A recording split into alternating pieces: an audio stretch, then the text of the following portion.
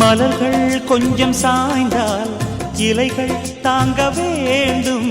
மங்கை கொஞ்சம் சாய்ந்தால் என் மார்பில் தாங்க வேண்டும்.